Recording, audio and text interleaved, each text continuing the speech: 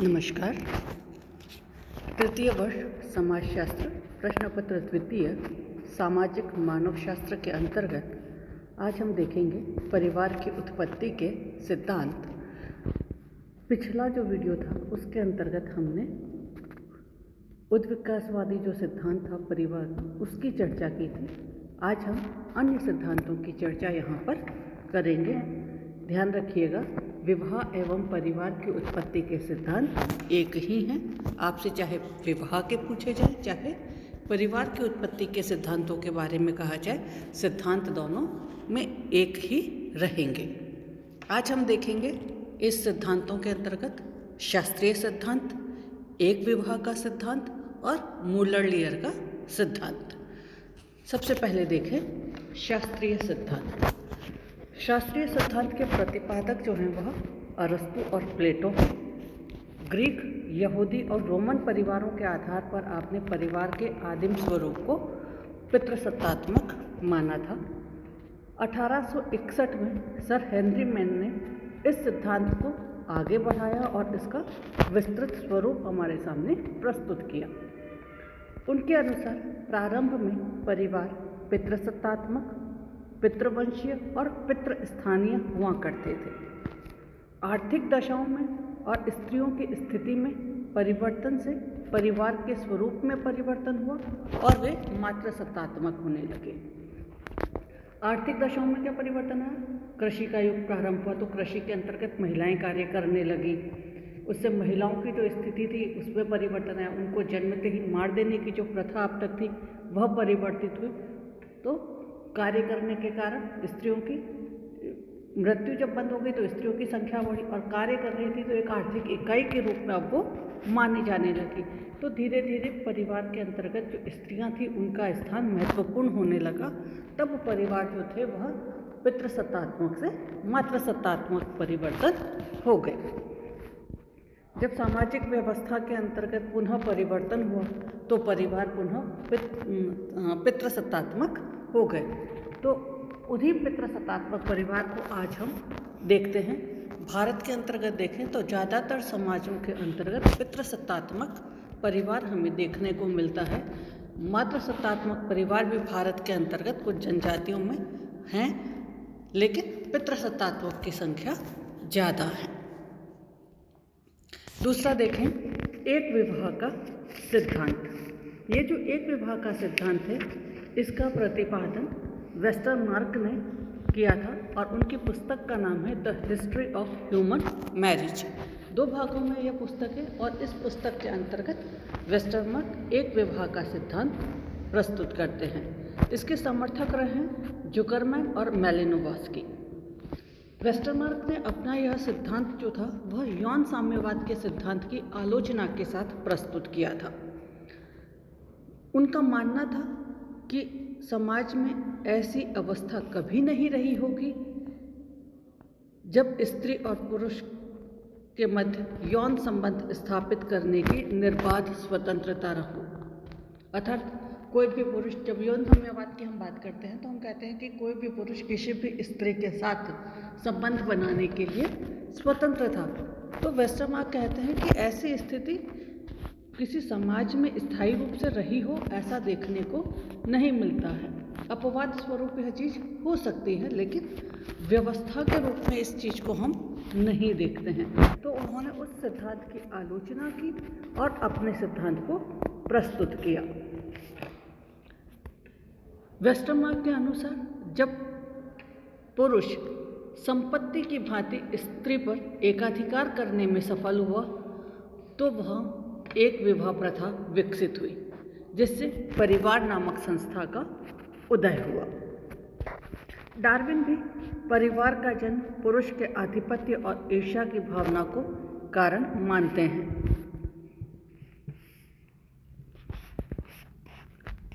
Westermarck का मानना है कि जो परिवार को एक विवाह का स्वरूप है हम वह देखें तो मानव के जो पूर्वज रहे हैं उन पूर्वज में भी एक विवाह देखा जाता है, एक जोड़े के रूप में वहाँ पर वह देखते हैं। इसलिए ये कहना कि मानव समाज के अंतर्गत यौन साम्यवाद जैसी अवस्था रही होगी, यह उचित प्रतीत नहीं होता है। मैलिनोवस्की ने भी अपनी पुस्तक sex and repression in savage society में बताया कि मनुष्य पाशविक अवस्था में एक विवाह नामक संस्था को अपने साथ लेकर गया, अर्थात जो पशु अवस्था को देखें हम या उससे पहले की जो अवस्थाएं देखें, उस अवस्था से यह आगे की अवस्था है, मानव विकसित प्राणी है, विकसित है, तो वह वहाँ से इस एक विवाह संस्था को साथ लेकर आया और इसी के आधार के ऊपर परिवार देखा जा सकता है। विश्व की प्राचीनतम जनजातियों में भी एक विवाह की प्रथा विद्यमान रही है। समूह विवाह और बहुविवाह नियमों का उल्लंघन मात्र माने गए हैं।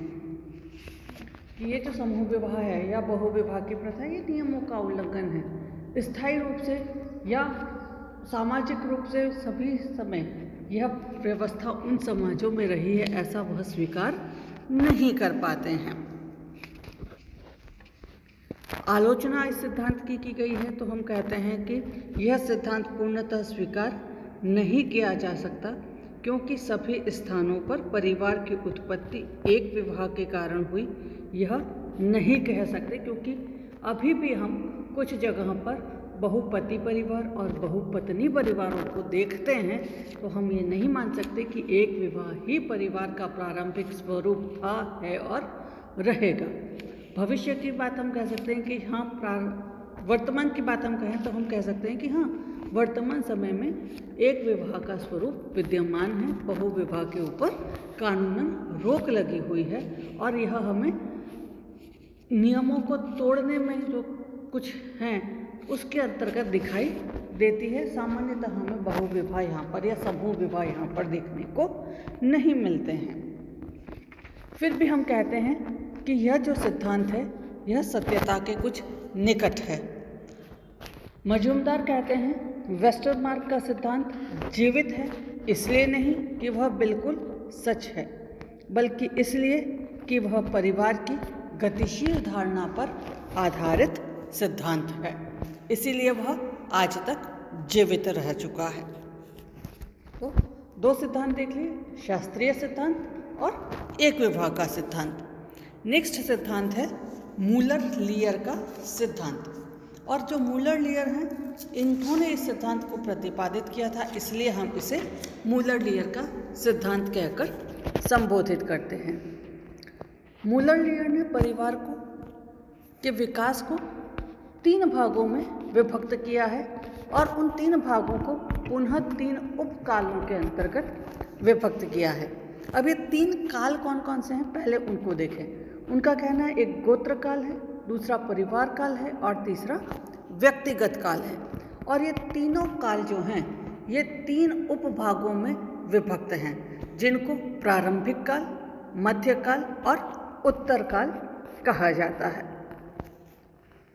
आपका मानना है कि परिवार 2 कालों से गुजर चुका है, वर्तमान में तीसरे काल का प्रारंभ हो चुका है और जो तीसरा काल चल रहा है इसमें प्रजातांत्रिक परिवारों की स्थापना हो रही है। मूलर लियर का मानना है कि राज्य अगर शक्तिशाली हैं तो परिवार कमजोर होगा और ऐसे समाज के अंतर्गत या ऐसी अवस्था के अंतर्गत स्त्रियों की जो स्थिति है वह बहुत अच्छी होगी। लेकिन अगर राज्य कमजोर होंगे और तो परिवार जो है वह शक्तिशाली हो जाएंगे और ऐसे समाज के अंतर्गत स्त्रियों की जो दशा है वह खराब होगी। आपका कहना है कि भारत में प्रजातांत्रिक व्यवस्था के साथ ही प्रजातांत्रिक परिवारों का विकास हो रहा है और महिलाओं की स्थिति में पहले की अपेक्षा सुधार देखने को मिला है।